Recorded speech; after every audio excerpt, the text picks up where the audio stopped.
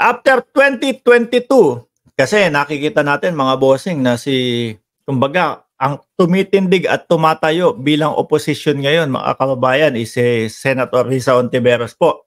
Ano? After 2022, VP Leni made a pronouncement that she was passing the baton to Senator Risa Hontiveros as the opposition leader.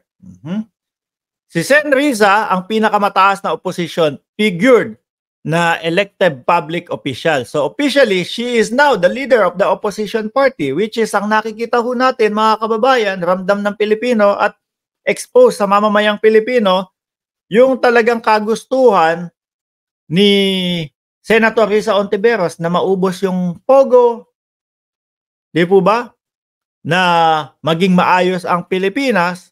So good track record yan.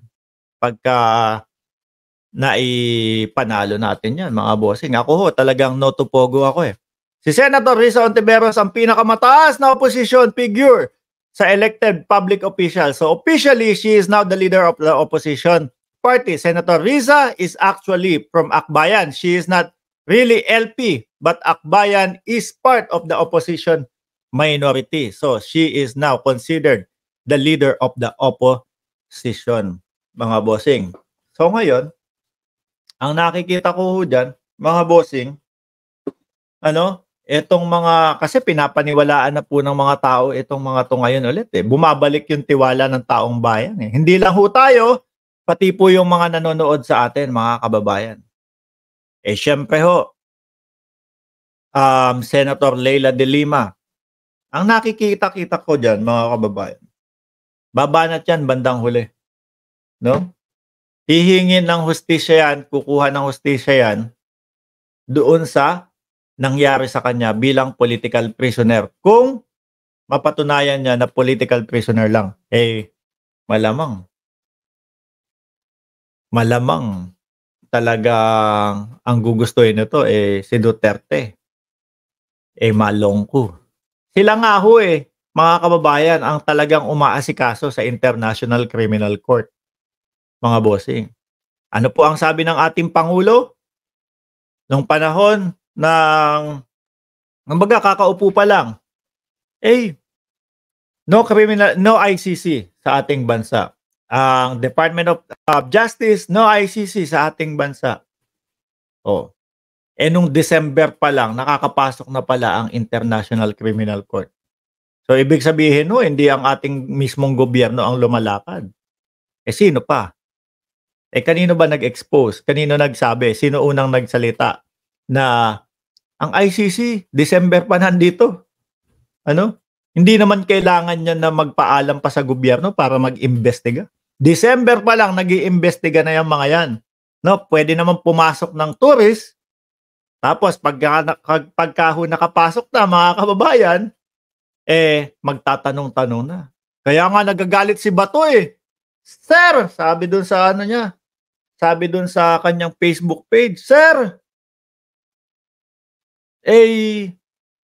ako ang dahilan, ako ang tumulong sa iyo para mapanatiling nakaupo ka sa panahon ni Duterte. Tapos ngayon, ikaw pa yung isa, sa naging witness o tumatayong testigo laban sa amin. Yun po, mga kababayan. Doon ko mismong talagang pinaniwalaan na talagang, totoo yung sinasabi ni Trillanes. Na December pa lang, nakapasok na ang International Criminal Court sa ating bansa. Dahil mismong si Bato, na ang nag-confirm mismo, na meron siyang kakilala o tinulungan na ngayon konfirmado niya na yun ay isa pa pong nagiging witness laban ho sa kanila. June, July, August. Baka kasama September. Yan yung mga panahon na iniwanan sa atin. Yan yung mga buwan na iniwanan sa atin, mga kababayan, ni dating Senador Trillanes na magkakaroon ng serban ng warrant of arrest. Mga bossing. Antay-antay na lang ho tayo mga boss, chief amo, sir. Kaya yung mga nagsasabi, yung mga DDS, "Ang tagal naman ng ICC, huwag kayong mainip." 'No?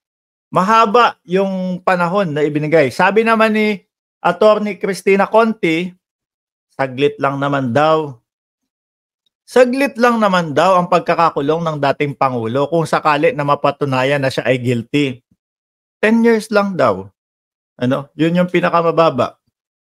10 years lang, kung 79 na si Digong ngayon, 89. 89 makakalabas na. 'Di ho ba? Posible nang makalabas.